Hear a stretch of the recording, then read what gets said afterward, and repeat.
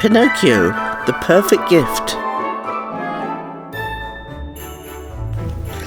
Christmas was just a few days away. Geppetto, the old woodcarver, was busy making toy soldiers and pretty dolls for the boys and girls in the village. There seemed to be more toys than usual to make this year. Geppetto was afraid that he wouldn't get all the work done in time. Geppetto's son Pinocchio was eager to help his father. He knew Geppetto worked harder during the Christmas season than any other time of the year. While Geppetto worked all day and night to make the toys, Pinocchio, with the help of Jiminy Cricket, decorated the house for the holidays. Then they put up a tree and strung popcorn on its branches. They hung garlands of holly. This would be Pinocchio's first Christmas as a real boy. He wanted it to be very special. "Jimmy," Pinocchio said, "I want to find the perfect gift for Geppetto. He should have something special. Will you help me?" Jimmy said. "Well, if you ask me, maybe he would like a new knife to carve with," Pinocchio said. Then he realized he probably didn't have enough money for that. "Oh, what about some warm gloves? He could use them when he goes out on cold nights to deliver toys." "You know, Pinocchio, I wonder if a better gift would be," Jimmy began. "Socks," Pinocchio cried. "Or a new hat.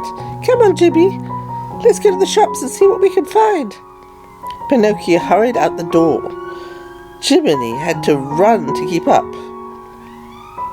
In the shops, Pinocchio looked at socks, warm hats, gloves, scarves, and even a warm woolen coat. But everything was too small, too expensive, or too ordinary. Pinocchio wanted to find something special. By Christmas Eve, Pinocchio still hadn't found the perfect gift for Geppetto. He felt sad. "What am I going to do?" he asked Jiminy. "Well, I do have an idea," the cricket said. "Really?" Pinocchio asked. "Please tell me." Jiminy sat him at the table and handed him a quill pen.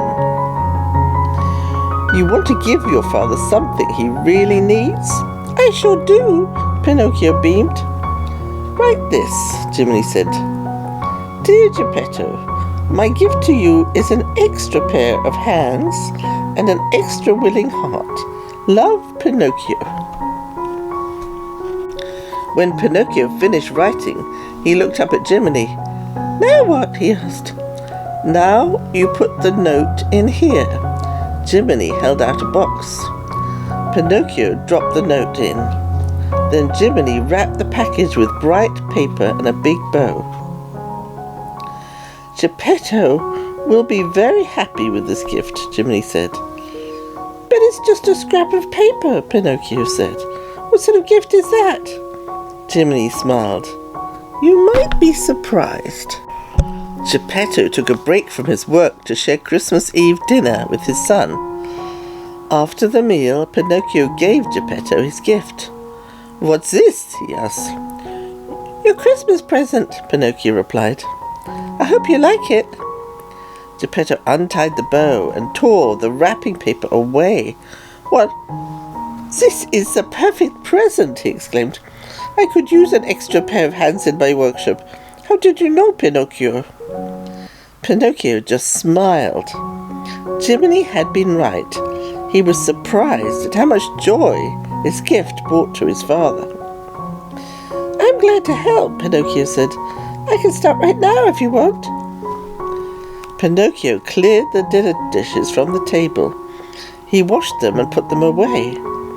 Then he went to Geppetto's workshop.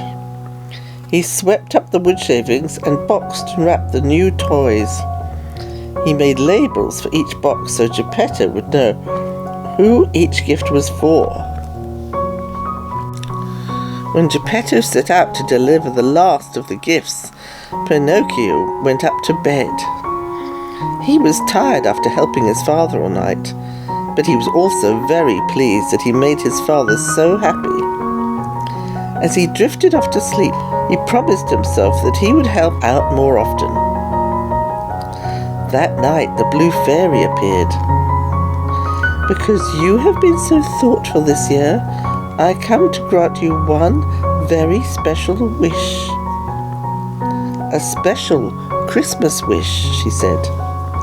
"Think carefully about what you want."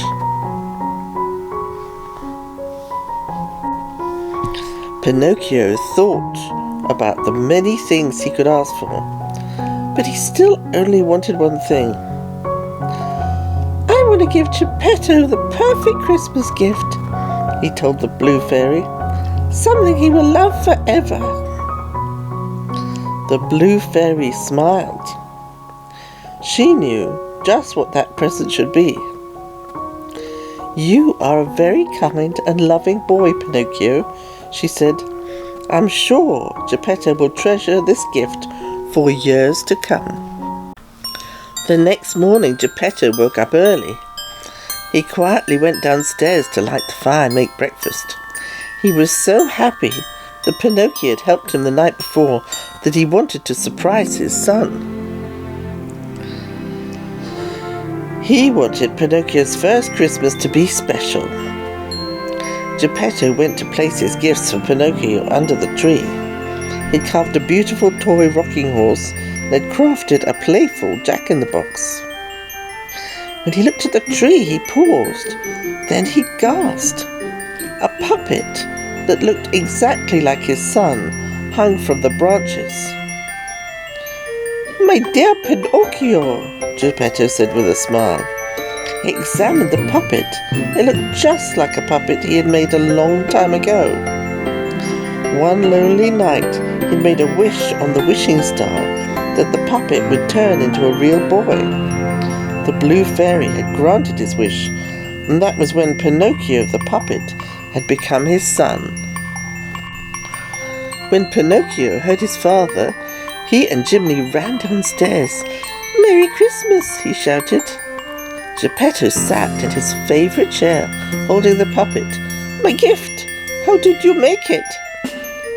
Pinocchio stared at the copy of the puppet he used to be. He smiled. The Blue Fairy had chosen the perfect present for his father. "Puppet Pinocchio was my favourite creation," Geppetto said. "Oh, how I've missed him!" A frown appeared on Pinocchio's face. "You have?" he asked. "Have I disappointed you?" Geppetto laughed. "Not at all, son. You have been perfect in every way. This toy reminds me how very much I wanted a real son. He reminds me of how happy I am to have you." Pinocchio smiled. He went over to the puppet and looked at it closely. He felt as if he was looking in a mirror. The puppet had the same dark hair and blue eyes as he did. Geppetto stood up and started dancing with the puppet and singing. Pinocchio clapped along. He was thrilled that his father was so happy. Stopping to catch his breath, Geppetto looked at his son and said, "No one has ever thought to give me a toy of my own to play with because I am a toy maker. But you understand how much I love toys, Pinocchio. Thank you, son." "See," Jiminy whispered to Pinocchio, "I told you that you'd be surprised, and now you've been surprised twice." Pinocchio nodded as he watched his father dance with the puppet some more. Then he went over and danced beside the puppet that looked so much like him. Geppetto held out the strings for Pinocchio so he could try to make the puppet dance himself. It was difficult because the puppet was the same size as Pinocchio, but he didn't care. He was happy to share the moment with his father. A little later, Pinocchio opened the gifts Geppetto had placed under the tree for him. He laughed as the jack-in-the-box popped up and he rocked the small wooden horse across the floor.